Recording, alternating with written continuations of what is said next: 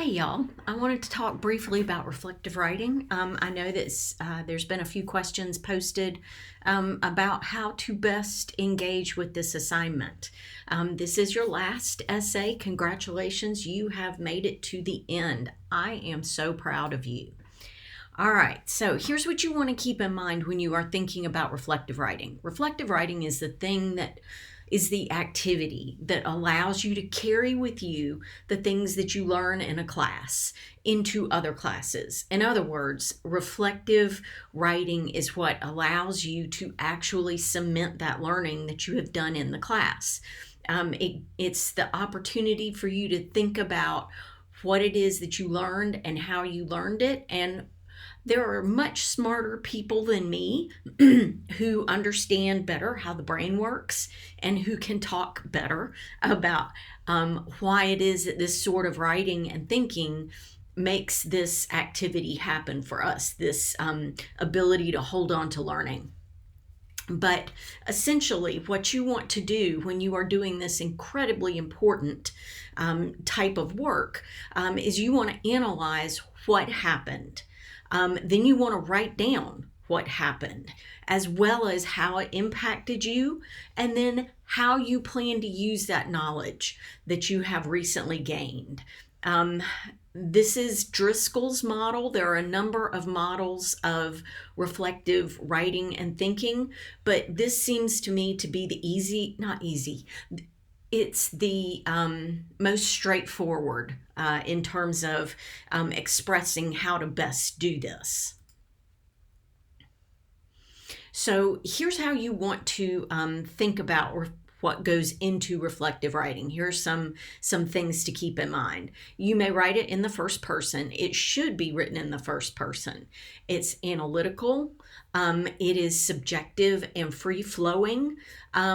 It takes time. It isn't something you want to just dash off. If you actually want to hold on to those things that you have already invested time in to learn, then you're going to have to invest a little bit more time and do some reflective work in order to best hold on to them. And then, of course, here on the other side of the screen are some things that reflective writing is not. It does say that reflective writing is not descriptive, and I should probably alter that so that it says only descriptive. If you only describe what it is that you did and are trying to reflect on, you're not actually reflecting. I mean, you are, because you're telling me what happened, but you have to do all of those things together in order to make sure that the activity actually, quote unquote, takes for you. I've talked in the past about what writing does. Writing does magical, amazing, incredible things. It allows us to figure out what we actually think. It allows us to better understand why we believe what we believe. It helps us organize what we think, and it helps us figure out what we think. By reflecting on what you have done over the semester, you can help ensure that the knowledge you have created this semester transfers. That is, you'll be able to use what you've learned in other disciplines and situations. I think of reflective writing like a nice set of luggage. You need luggage if you're going to take all the stuff that you've got in your room and move to a nicer, bigger place. You need that luggage, and that's what reflective writing provides for you. The tools that you need in order to pack everything into the luggage, as well as the luggage itself. So here are some places and situations where you might make use of reflective writing and reflective thinking. Obviously, the last one in academic writing, you're probably going to do this a lot because as we in academia, as we teachers have struggled to figure out the best way to help students get where they need to be, we are always looking for things that can help them and that can make sure that they leave our classes with everything that they should have. So you're going to do a lot of this because it's something that a lot of teachers make use of. And then these other places like job applications and work reviews, you're always, when you're at, in a job, you're always going to be asked, okay, why should I hire you? Or why should I give you a raise? Or why should I give you, a bonus or whatever? So this is the kind of mental work that you have to do throughout your life. And, developing the ability to easily and quickly do it is a real skill that you'll need. Here are some things that you can, some terms and kind of kickstarts for your writing that you can make use of.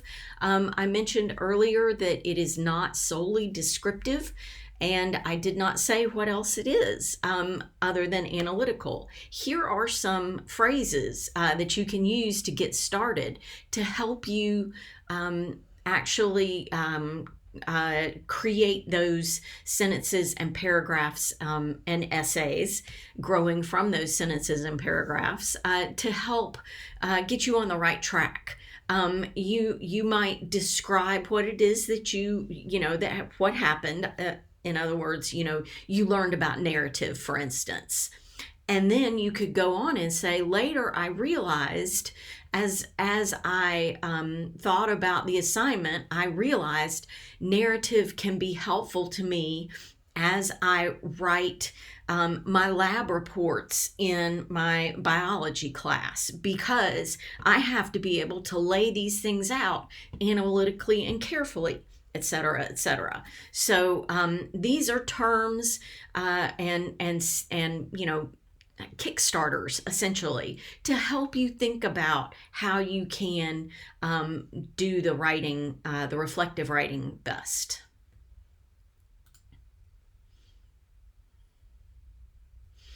Okay, so when you are given an assignment, and as I've said, this is not going to be the only time you get this assignment. You will be asked to do this sort of work a lot.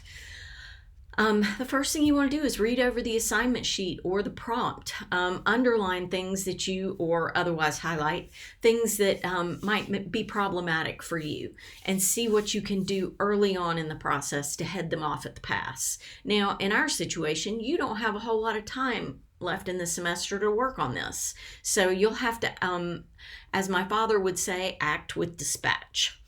If you're being asked to reflect at the end of the semester, review all the work you've done. Go to our class site, read over our reflective work, revisit the texts that we have read about reflective writing. You will be given some things, and we will have some things assigned for you to read about reflective writing. But go back and look over those things that we've done this semester. Free write on the semester. And when we say free write, we mean cover up your screen. If you're on a laptop, cover it up. Or if you've got one of those, if you're using like a tablet, do your best to ignore any of the squiggly underlines where you've got misspellings or what have you. Don't go back and read what you've written. When you are free writing, it's basically, you emptying your brain. If you have ever had a bag that you needed to get everything out of, and you needed to get everything out of every nook and cranny, and you just took it and turned it upside down and shook it, that's what free writing is. So set a timer. Think about what you are focused on. And in this situation, it would be the semester, what you've learned, things that happened, the semester in general. And just open up the floodgates between your brain and your fingers and type out everything that you can think of. Don't lift your hands from the keyboard. Don't think about it too much. Just let the words fall unfiltered from your brain onto the screen. And then when the timer goes off, go back and look at it, and know that nobody can see it other than you. You can delete it. You don't have to save it. You won't be turning it in anywhere. If you see a pattern, if you see something in the free writing that you really want to focus on, those are a couple of things that you might want to pull out of the free writing and then bring over to the essay itself. You can create an outline. Be sure to draft the reflection. Don't just write it and turn it in. Make sure you write more than you need to. It's always better to cut as opposed to add. And again, this is Driscoll's what model. This is what happened. The semester happened. You took an English class that was online, or you took a biology class that was face-to-face, or whatever it is that you are having to reflect on. What happened? So what? What did you get from that experience? Did you learn that you absolutely love biology and you want to change your major? Maybe that's your so what that came from that experience of a face-to-face biology class. Now what? Okay, from this knowledge, I am going to do these things. I'm going to explore what, and we're going from the earlier example, I'm going to explore what my options are in terms of changing my major so that I can make my major biology or, some type of science. I am going to check to see what kinds of job is available, what kinds of jobs are available for someone who has a degree in biology. Do I need to go on and go to graduate school if I want to do something with a biology degree? What sorts of classes do I need to take? Maybe I need to go talk to my advisor. So this is where you do that concrete planning of here's what I do with this knowledge. So here's an example of what, in a very short nutshell. Obviously, this is a series of sentences and not enough to create your essay. But these are the steps that you can take to write your essay. Think about an experience you had recently, a decision you made, a choice you made. It can literally be anything.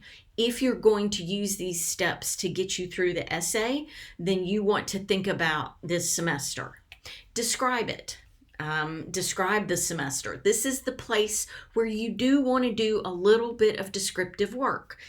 You might describe the semester as long and tiresome. You might want to describe the semester as exciting, or, however. Describe how the semester has gone. And then write about what you thought about the experience. What did you think about your class in biology? What did you think about taking, if this was your first online class, how was the experience? Outline your feelings on the experience and anything that you learned from it.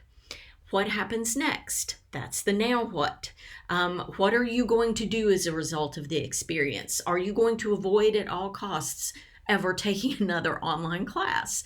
Are you going to focus solely on online classes? Have you learned that you love writing?